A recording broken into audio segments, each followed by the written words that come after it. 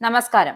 Operation സിന്ദൂറിൽ നിന്നുള്ള പാഠം ഉൾക്കൊണ്ട് യുദ്ധമുഖത്ത് അടിമുടി മാറ്റം കൊണ്ടുവരാൻ ഒരുങ്ങുകയാണ് ഇന്ത്യ.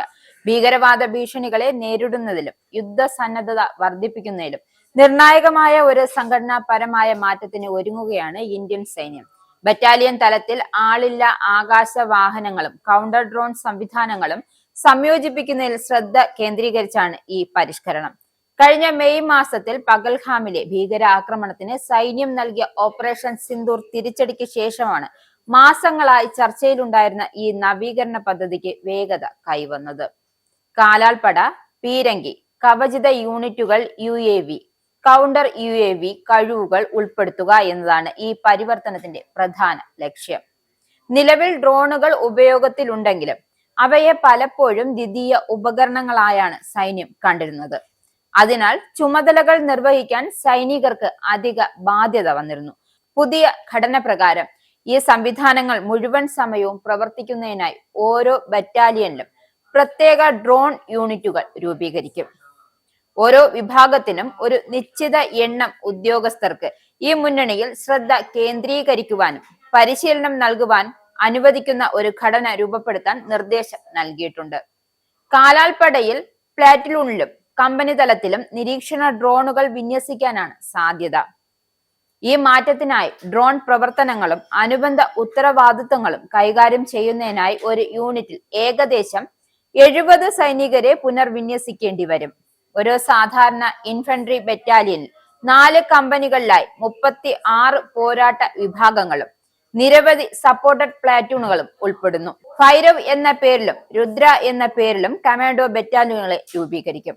അതായത് ഭൈരവ് എന്ന പേരിൽ 250 പേർ വീതമുള്ള 30 പുതിയ ലൈറ്റ് കമാൻഡോ ബറ്റാലിയനുകൾ രൂപീകരിക്കുവാനാണ് സൈന്യം പദ്ധതിയിടുന്നത്. നിർവചിക്കപ്പെട്ട പ്രവർത്തന മേഖലകൾ കൃത്യതയുള്ള ദൗത്യങ്ങൾക്കായി ഈ യൂണിറ്റുകൾക്ക് പ്രത്യേക പരിശീലനം നൽകും. അവർ വിവിധ കമാൻഡുകൾക്ക് കീഴിൽ പ്രവർത്തിക്കുകയും നിർദ്ദിഷ്ട മിഷൻ പ്രൊഫൈലുകളെ അടിസ്ഥാനമാക്കി പരിശീലനം നൽകുകയും സജ്ജരാക്കുകയും ചെയ്യും. ഈ യൂണിറ്റുകൾ രൂപീകരിക്കാൻ ഇൻഫൻട്രി റെജിമെന്റൽ സെന്ററുകൾക്ക് ഇതിനകം നിർദ്ദേശം നൽകിയിട്ടുണ്ടെന്നും പ്രവർത്തനക്ഷമമാകുമെന്നും വൃത്തങ്ങൾ വ്യക്തമാക്കുന്നു. കാലാൾപ്പട, കവചിത വാഹനങ്ങൾ, പീരങ്കി യൂണിറ്റുകൾ, UAV ആസ്തികൾ, ലോജിസ്റ്റിക് എന്നിവയെ ഒരൊറ്റ സ്വയംഭരണ പോരാട്ട സേനയാക്കി മാറ്റുന്ന സംയോജിത പോരാട്ട രൂപീകരണങ്ങളായ രുദ്ര ബ്രിഗേഡുകളുടെ ഉപകരണമാണ് നവീകരണത്തിന്റെ മറ്റൊരു പ്രധാന ഘടകം. പരമ്പരാഗത യുദ്ധ സാഹചര്യങ്ങളിലും ഹൈബ്രിഡ് യുദ്ധ സാഹചര്യങ്ങളിലും സ്വതന്ത്രമായി പ്രവർത്തിക്കാൻ ഈ ബ്രിഗേഡുകൾക്ക് കഴിയും. പ്രത്യേക പ്രവർത്തന ആവശ്യങ്ങൾക്കായി ഇച്ഛാനുസൃതമാക്കിയ പിന്തുണാ സംവിധാനങ്ങളും നെറ്റ്വർക്കുകളും ഉണ്ടായിരിക്കും. നിലവിലുള്ള ഓരോ പീരങ്കി റെജിമെന്റിലും സാധാരണയായി 6 തോക്കുകളുള്ള 3 ബാറ്ററികൾ ഉണ്ടായിരിക്കും. പുതിയ പദ്ധതി പ്രകാരം ഇവയിൽ 2 അധിക തോക്കുകൾ ഉപയോഗിച്ച് ശക്തിപ്പെടുത്തും.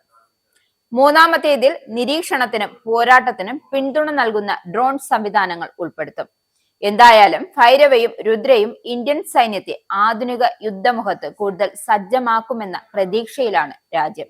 ഇസ്രായേലിന്റെ 5 സൈനിക താവളങ്ങളിൽ കനത്ത നാശനഷ്ടം. മോദി വെളിപ്പെടുത്തുന്ന ഇന്ത്യയുടെ വികസനത്തിന്റെ മയക്കുമരുന്ന് വിൽപ്പനയ്ക്കെതിരെ ശക്തമായ നടപടിയെടുത്ത് ഷാർജ പോലീസ്.